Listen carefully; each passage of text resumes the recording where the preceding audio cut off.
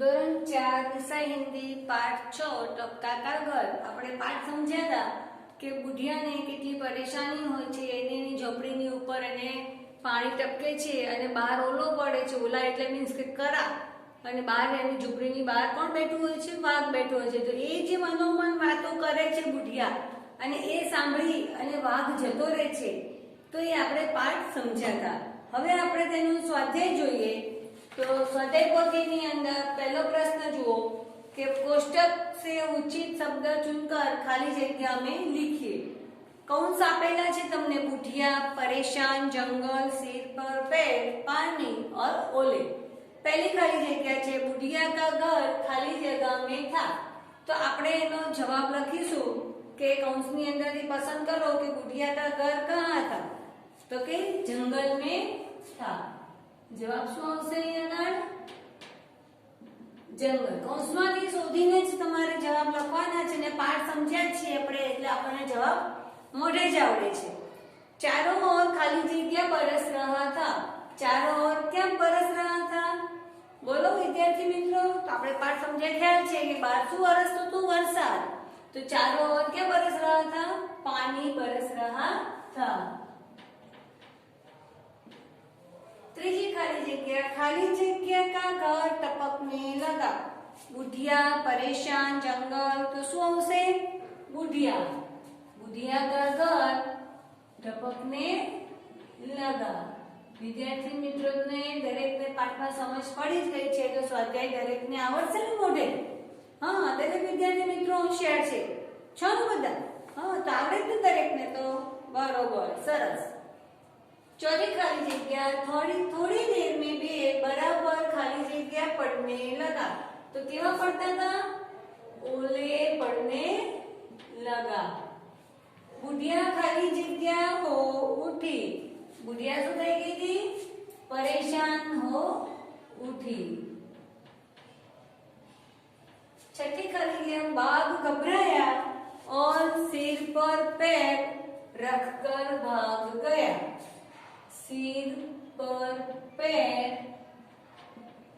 रखकर भाग गया। बीजो प्रश्न છે કે તમારે સમજી અને જાતે જોઈને જ લખવાનો છે। જોઈને જ લખવાનો છે કે ઝૂંઝલા ઉઠના એટલે ક્રોધિત હોના। તેના બંને શબ્દોના અર્થના વાક્ય બનાવવાના છે। જેમ કે ઝૂંઝલા ઉઠના તો એનું વાક્ય છે કે બુઢિયા ચૂલે પર પાણી ટપકને से ઝૂંઝલા ઉઠી। એનો અર્થ શું છે કે ક્રોધિત હોના તો તેનું બીજું વાક્ય છે કે બુઢિયા ચૂલે પર પાણી ટપકને से ક્રોધિત हो उठी। વાક્ય એક જ છે અર્થ તેનો અલગ થયો કે ક્રોધિત હોના એટલે ઝૂંઝલા ઉઠનાનું બી વાક્ય થયું અને ક્રોધિત હોનાનું પણ વાક્ય તો એક જ છે એનો શબ્દનો અર્થ બદલાઈ ગયો છે। બીજું છે सिर पर पैर रखकर भागना यानी कि तेजी से भाग जाना के तेजी से तेज गति से भागना तो वाक्य से बाघ टपके से डरकर सिर पर पैर रखकर भाग गया और दूसरा है बाघ टपके से डरकर तेज गति से भाग गया। बराबर आ તમારે આમાં જોઈને જ વાક્ય લખવાના છે એટલે જાતે તમારે લેસનમાં એ લખી દેવાનું છે। ત્રીજો પ્રશ્ન છે સહી વાક્यांश चुनकर लिखिए। तो ध्यान आपो विद्यार्थी मित्रों पहला प्रश्न जंगल में बुढ़िया का घर भीग रहा था क्योंकि गर्मी का दिन था, जाड़े का दिन था क्या बरसात का दिन था तो जवाब શું આવશે આપણો बरसात का दिन था क्योंकि લખશું बरसात का दिन था। बीजो वाक्य बुढ़िया का घर टपकने लगा क्योंकि घर की दीवारें कमजोर थी। छप्पर ठीक नहीं था कि छप्पर सीमेंट से बना था।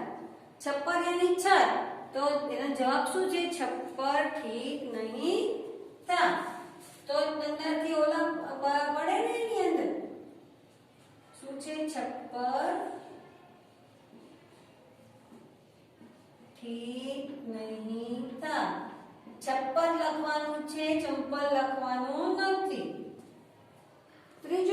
बाघ बुढ़िया के घर के पास पहुंचा। उस समय बुढ़िया नहा रही थी, रोटी पका रही थी कि चावल पका रही थी?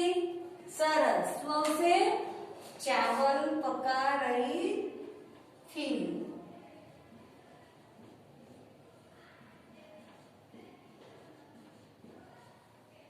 चौथं वाक्य, बाघ घबराकर भाग गया क्योंकि बुढ़िया ने उसे धमकाया था। बुढ़िया ने कहा था वह भाग से नहीं टपका से डरती है कि बुढ़िया उसके पीछे पड़ी थी। तो सुनो उसे जवाब, बुढ़िया ने कहा था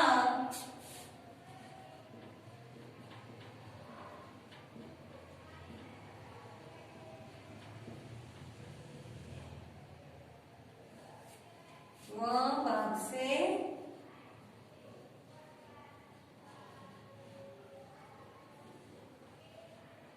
नहीं टपका से डरती है। वो बाघ से नहीं डरती, लेकिन किससे डरती है? वो टपका से डरती है। वो बात सुनकर बाघ वहां से तेजी से भाग गया था। प्रश्न नंबर 4, सही विधान के सामने सही और गलत के विधान के सामने गलत का चिन्ह कीजिए। बुढ़िया चावल पका रही थी, जवाब मासू से सही था। ओलों की मार से बुढ़िया परेशान हो उठी। ओलों की मार से बुढ़िया परेशान हो उठी, गलत। मटके पर पानी टपक रहा था, मटके पर पानी टपक रहा था, नहीं। कुत्ते फांदते बाघ बुढ़िया के घर के पास पहुंचा, सही। बाघ बुढ़िया से डरकर भाग गया, गलत। દરેક વિદ્યાર્થી મિત્રોએ આ વસ્તુ તમારે લખવાની છે અને સારા અક્ષરે લખજો। હવે આપણે સવાલ જવાબ આપણે સમજીએ, બરોબર? સવાલ જવાબની અંદર